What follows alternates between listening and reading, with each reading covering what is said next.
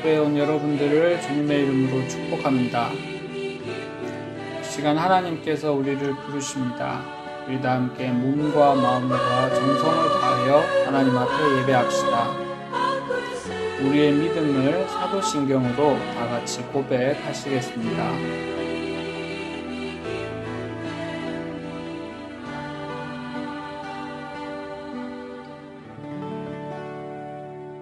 소년부 예배에 온 여러분들을 주님의 이름으로 축복합니다. 하나님께서 우리를 부르십니다. 우리의 몸과 마음과 정성을 다하여 다 함께 예배하시겠습니다. 우리의 믿음을 사도신경으로 다 같이 고백하시겠습니다.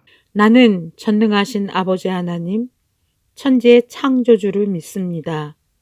나는 그의 유일하신 아들, 우리 주 예수 그리스도를 믿습니다. 그는 성령으로 잉태되어 동정녀 마리아에게서 나시고 본디오 빌라도에게 고난을 받아 십자가에 못 박혀 죽으시고 장사된 지 사흘 만에 죽은 자 가운데서 다시 살아나셨으며 하늘에 오르시어 전능하신 아버지 하나님 우편에 앉아 계시다가 거기로부터 살아있는 자와 죽은 자를 심판하러 오십니다. 나는 성령을 믿으며 거룩한 공교회와 성도의 교제와 죄를 용서받는 것과 몸의 부활과 영생을 믿습니다. 아멘. 감사와 기쁨으로 우리 함께 찬양하시겠습니다. 창세기 출애굽기 레위기 민수기 신명기 여호수아 사사기 룻기 사무엘 상하 열왕기 상하 역대상하 에스라 느헤미야 에스더 욥기 시편 잠언 전도서 아가서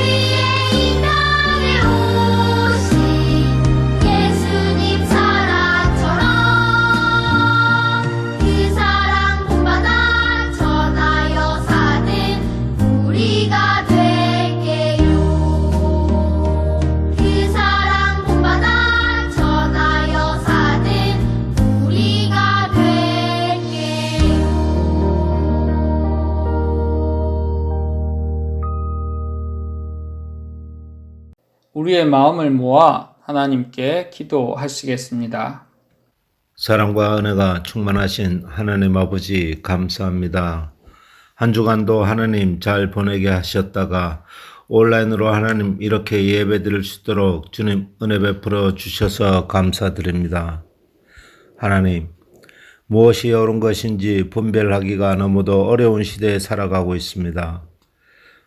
하나님, 우리가 날마다 하나님 앞에 예배 드리는 삶을 살아야 하고 하나님을 찬양하며 살아야 하고 날마다 하나님 앞에 머물면서 기도하는 삶을 살아야 할 텐데 그렇게 하지 못함을 고백합니다. 하나님 아버지, 우리의 고백을 용서하여 주세요. 하나님 늘 바라보며 살아가는 친구들이 되게 하여 주셔서 하나님이 힘들고 어려운 순간이 찾아올 때 원망하고 불평하는 우리가 아니라 하나님 앞에 나아가서 엎드리는 우리의 친구들이 되게 하여 주시고 주님 인도하여 주시옵소서. 하나님, 이 시간에도 하나님 앞에 예배드립니다. 그리고 하나님 찬양합니다. 하나님, 우리의 마음이 비록 떨어져 있지만 하나님 함께 있는 것처럼 예배하고 찬양함으로 말미암아 하나님 기뻐 받을 수 있는 예배 드릴 수 있도록 역사하여 주시옵소서. 하나님, 그리고 사랑하는 목사님과 선생님을 위하여 기도드립니다. 하나님, 머무시는 곳에서 그리스도인으로 살아가는 부족함이 없는 우리의 선생님들 되게 하여 주시고 언제나 하나님 사랑이 끊임없이 우리를 향하고 있음을 깨달아 알아가는 우리 선생님 되게 하여 주세요. 믿는 자들이 먼저 나서서 하나님의 사랑을 전하는 통로가 되게 하여 주시옵소서. 아이들의 아름다운 찬양과 경배를 기뻐하는 우리 주 예수 그리스도의 이름으로 감사하며 기도드립니다. 아멘.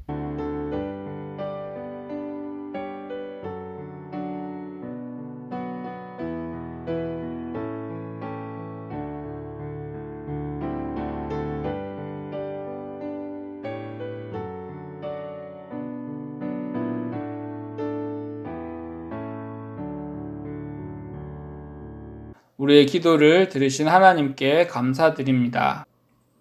이 시간 하나님의 말씀에 집중합시다.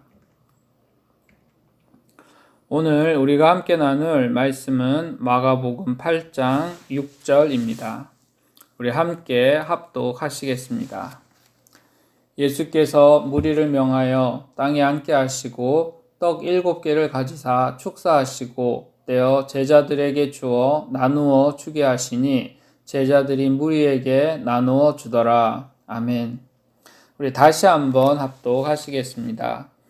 예수께서 무리를 명하여 땅에 앉게 하시고 떡 7개를 가지사 축사하시고 떼어 제자들에게 주어 나누어 주게 하시니 제자들이 무리에게 나누어 주더라. 아멘. 오늘 우리가 함께 나눌 말씀의 제목은 예수님의 마음 긍휼입니다. 소년부 친구들, 여러분은 운동회를 좋아하나요? 운동회 중에 어떤 종목을 가장 좋아하나요? 경기도 제1초등학교에 기국이라는 어린아이가 있었습니다. 이 기국이는 연골이 생기지 않는 연골 무형성증을 앓고 있어서 다른 친구들이랑 달리기를 하면 항상 뒤처지게 되었습니다. 그래서 기국이는 운동의 날이 매우 싫었습니다. 어느덧 6학년이 되어 마지막 가을 운동회를 맞이하게 되었습니다. 달리기 시간이 되자 역시나 다른 친구들이 앞서 뛰어갔고 기국이는 뒤처지게 되었습니다. 그런데 놀라운 일이 일어났습니다. 앞서 달려가던 친구들이 점점 속도를 늦추더니 방향을 틀어 뒤처진 기국이에게 달려갔습니다. 그리고 기국이의 손을 잡고 다 같이 결승선을 통과했습니다. 기국이는 마음이 울컥했습니다. 여러분, 기국이를 위하는 친구들의 마음이 참 아름답지 않나요? 친구들은 운동의 날이 좋지 않았던 기국이의 마음을 잘 헤아렸습니다. 그래서 마지막 운동회를 치르는 기국이에게 좋은 추억을 선물로 하였습니다. 오늘 말씀에도 다른 사람의 형편과 마음을 헤아리는 사람이 나옵니다. 바로 예수님입니다. 예수님은 갈릴리 곳곳을 다니시며 귀신을 쫓고 사람들을 고치셨습니다.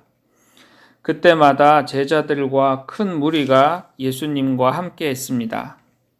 그런데 예수님은 함께한 사람들이 지쳐 보이는 것을 알게 되었습니다. 예수님을 따라다니는 동안 제대로 먹지 못했기 때문입니다.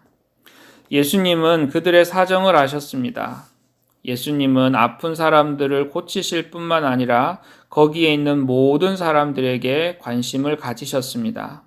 예수님은 안쓰러운 눈빛으로 무리를 바라보셨습니다.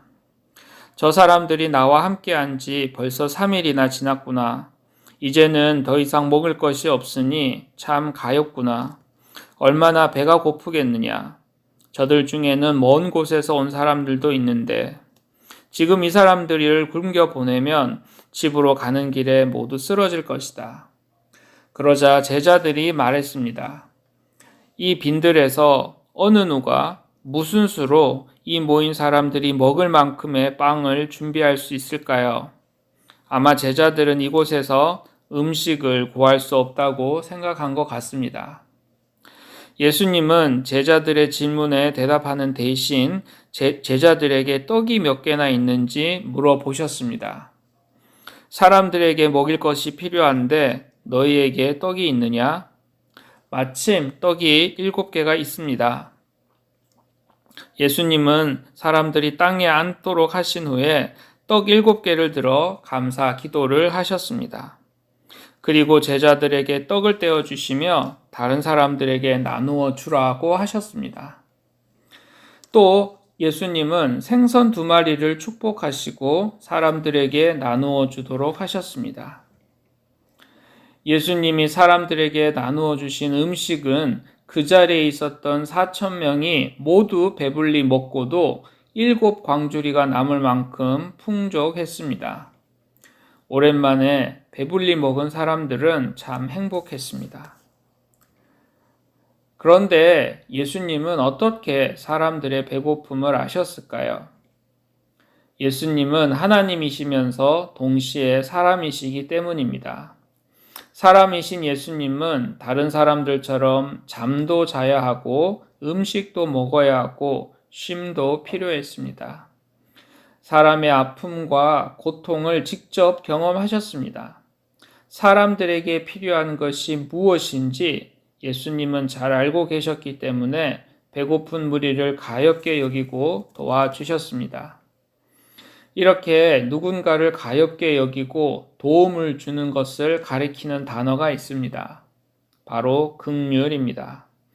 긍휼은 다른 사람의 상황을 이해하고 공감하는 것입니다. 다른 사람의 상황을 눈여겨보고 그 사람의 마음을 헤아리고 그 사람에게 도움을 주는 것입니다. 긍휼을 히브리어로는 라하빔이라고 합니다. 라하빔은 부모님이 자녀를, 형이 동생을 애틋하게 여기는 마음입니다. 부모님이 자녀를 사랑하고 형이 동생을 사랑하고 아끼는 것처럼 주변 사람을 대한다는 뜻입니다. 바로 이런 긍휼을 예수님이 우리에게 보여주신 것입니다.